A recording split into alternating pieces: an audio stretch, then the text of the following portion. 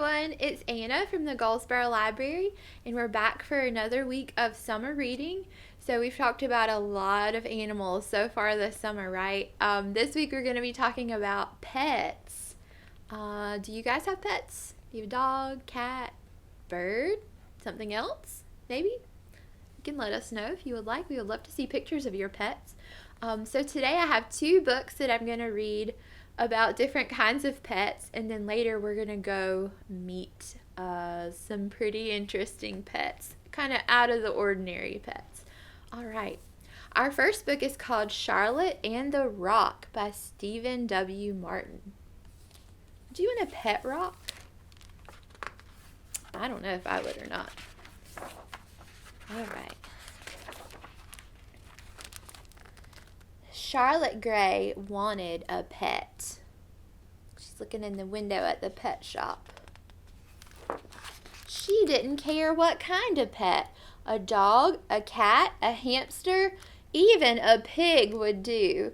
So, on her 6th birthday, Charlotte's parents bought her a pet rock. It says "You Rock" on the tag. They seem super excited. Does she look excited? It wasn't quite what Charlotte had in mind, but she tried to remain positive. The rock, after all, was a good listener. It was also quiet and easy to train. She said, "Stay." And it was hypoallergenic, which was good for Grandma Glennis, who was allergic to almost everything. But as with any pet, some things proved difficult. Walks were not fun. It's a pretty big rock to take for a walk. Really not fun. Looks like it's taking her for a walk. The rock's lack of appetite was annoying. She can't figure out what he wants to eat. Where is his mouth? And it was not much help in getting her out of trouble at school. "You said what ate your homework?" asked Charlotte's teacher. Excuse doesn't work very well. But soon, Charlotte and the rock became best friends. They played games and pretended to be superheroes. They have matching masks on. They read comic books, and they even went swimming. One day, a neighbor walking her dog asked, "What is your pet's name?" "Dennis," said Charlotte proudly. "We chose it together." Look, she wrote some names on this piece of paper, and he jumped out the window onto the name he wanted, I guess. That's pretty funny. Charlotte loved her pet so very much, but she couldn't help wishing that it could love her back. Charlotte patted her rock and let out a sigh. At bedtime that night, Charlotte kissed her rock goodnight and fell fast asleep. Dennis, however, couldn't sleep. Crack. Oh, what? What's going on with Dennis? He knew Charlotte needed a hug.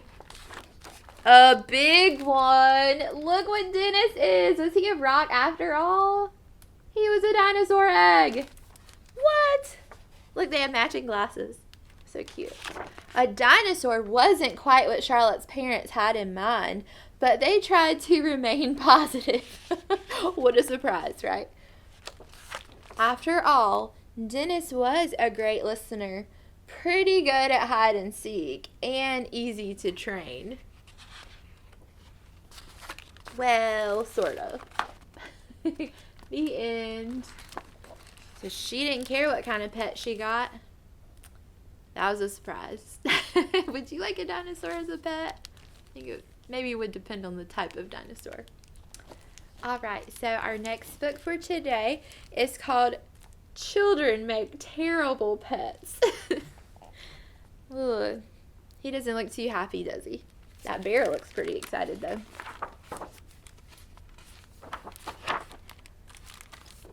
All right, so here's Lucy the bear is in the forest. One morning, Lucy was practicing her twirls when she noticed she was being watched. "Hello? Who's there?" I can smell you behind those bushes, so just come on out. Squeak. It's a little boy back there. Maybe he squeaked because he was nervous.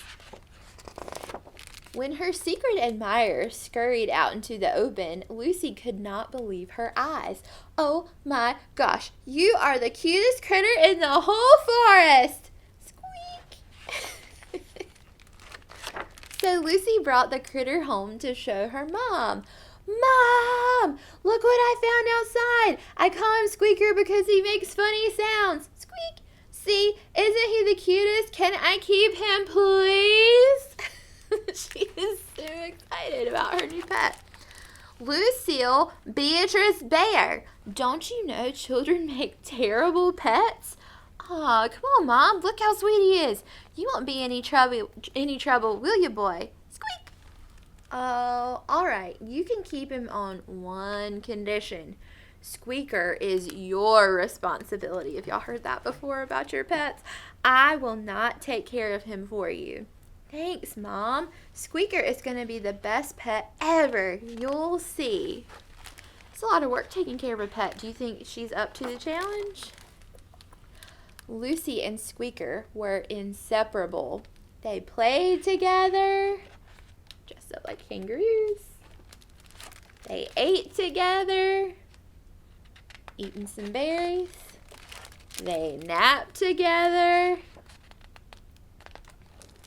Lucy and Squeaker did everything together, but it wasn't all fun and games. He was impossible to potty train. Squeak doesn't look really happy about that. He ruined the furniture. What he did to their couch. Jeez, her mom looks pretty mad. He caused problems wherever he went. We don't throw food at tea parties. Oh, he sure did. Squeak! And just when Lucy thought things couldn't get any worse, Squeaker disappeared. Squeaker? Lucy checked the usual hiding spots, but her pet was nowhere to be found. Here, Squeaker. Come here, boy. Squeaker! Squeaker, where are you? Lucy had almost given up hope when her sensitive nose caught a whiff of her Squeaker. So she followed her nose all the way through the forest, this way and that way, across the entire forest, until finally she found Squeaker. But something had changed. Squeaker didn't seem like a pet anymore. Lucy knew what she had to do. She said, goodbye, Squeaker. Look, he's at his house. He just found the bear in the woods, right? And she wanted to take him home. If you found a bear in the woods, would you want to take the bear home? Probably not a good idea. I mean, they're really cute, though. Squeaker belongs with his family. I'm really going to miss that little fella. I guess some critters just aren't meant to be pets. Maybe it's all for the best. Lucy had a lot to think about on her walk home. By the end of the day, Lucy had learned one very valuable lesson. You were right, Mom. Children do make terrible pets. They really are the worst. The end. Uh-oh, look what she found this time. Would an elephant make a better pet than a child? I don't know. The end. So, there's all different kinds of pets out there in the world. Dogs, cats, hamsters, normal stuff like that. Also, dinosaurs, children, elephants. There's a lot of books about pets. So if you're interested in more books about different types of pets, just come see us at the library. So now we're going to go and meet our special friend and his out-of-the-ordinary pets. Hey guys, it's Anna from the Goldsboro Library, and I'm here with a whole bunch of friends today. This is Mr. Kendall Lee. He works for Wayne County Facility Services. I'm reading your shirt. He helps us keep our buildings nice and in good repair. He has a bunch of pets, right? You can see some of them right here.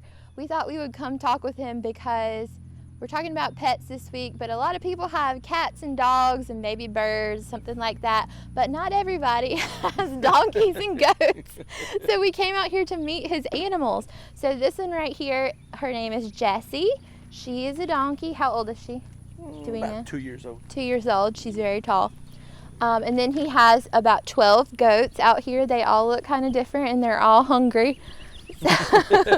So we've been just talking to him about his animals. What's the best thing about having a goat? You don't have to cut the grass back here.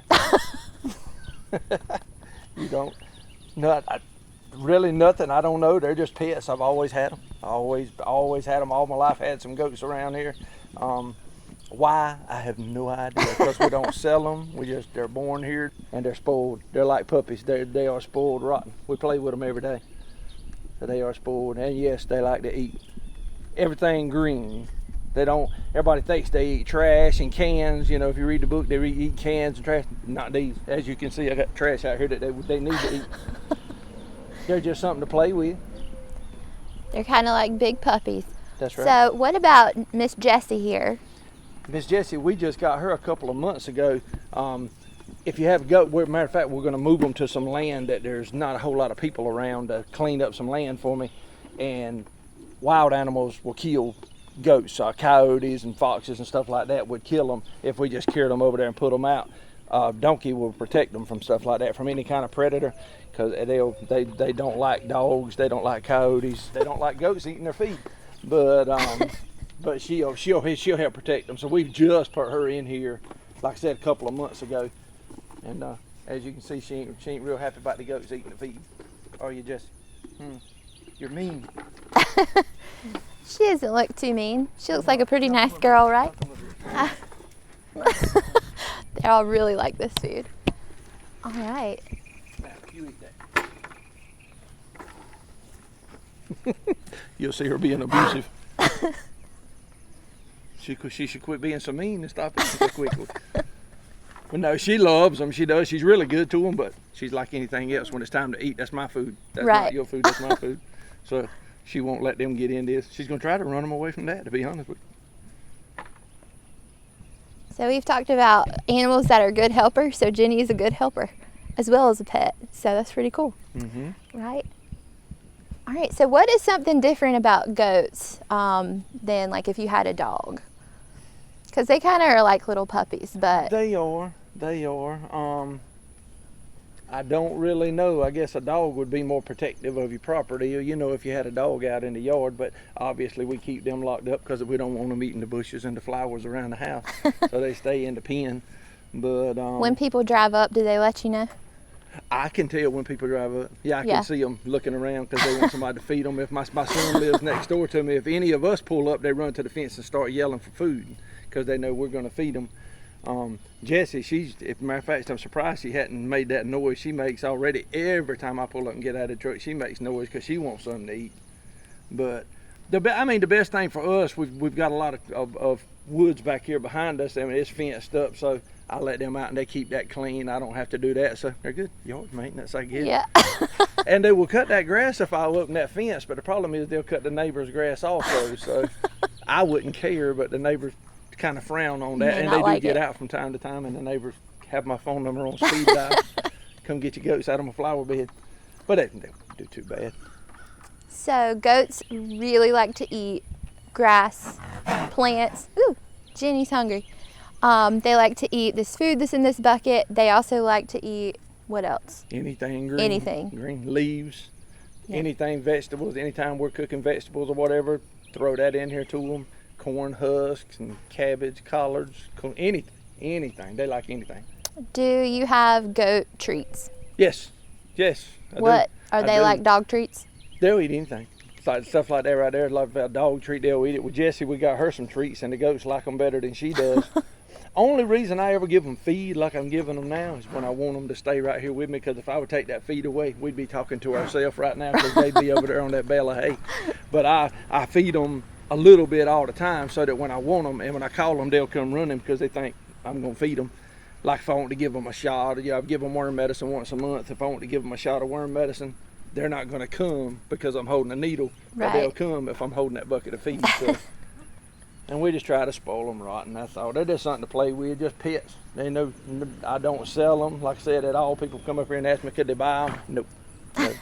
No. They are very sweet. They're spoiled. So you have some boy ones and some girl ones and some baby ones. I do. So the oldest one you have is like 4 or 5 years old? Yeah, I think he's probably closer to 5, yeah. 5 years That old. gray one over there, he's probably the oldest one. Yeah. These were the little ones. The two over there, the two furthest away, though, they're the scaredest of us. The one on the far left and the far right, they're babies. They're only about 3 months old, and they're as big as the rest of them. These are pygmy goats, by the way. They're Pygmy smaller. goats, They're okay. smaller goats. Some people have Nubian goats. Shoot, fireman, those jokers can be that tall. They can be big. Jeez. They're big. These are pygmies. They stay up just about that size right there, which I like. If I were cleaning the woods for a purpose and wanted them cleaned high, a Nubian's better because when they stand up, they can eat as tall as your head. Right. These, they'll eat about yay high. Oh. Whatever they can stand up and eat, it's level through there, all the way through. But they're locked out of there right now. I've got them locked out. I've had them locked out for a couple of years because they had it eat down so low. And that's another reason. This pasture that they're in now, it's just grass. And like I said, we keep a round bale of hay for them to eat all the time. But they really want more than that. So I've got some land in another location. We've got it fenced up, and we're just going to move them over there, and they'll have like 30 acres of trees. Oh, man. They'll think they're in heaven for 2 or 3 years. They will. I might not even see them, put them in there and they'll be gone. But as long as I've got that feed bucket, I can see them. I call them, they'll come running. That's sweet. Yeah, so it's kind of cool to see some pets that aren't your normal pets, but it sounds like they're pretty similar to having a dog. You got to feed them. They really like having treats. They really like seeing you if you have treats, and they help you out with some stuff from time to time. So yeah, that's awesome. Well, thank you for letting us meet all of your goats. You're welcome. And You're your welcome. donkey. You're welcome. Thank you for coming. Come back anytime. All right. Well, if y'all have any questions about goats or donkeys, let us know and we'll ask Mr. Kendall and get answers to you. All right. Well, we hope to see y'all next week. Have a good day.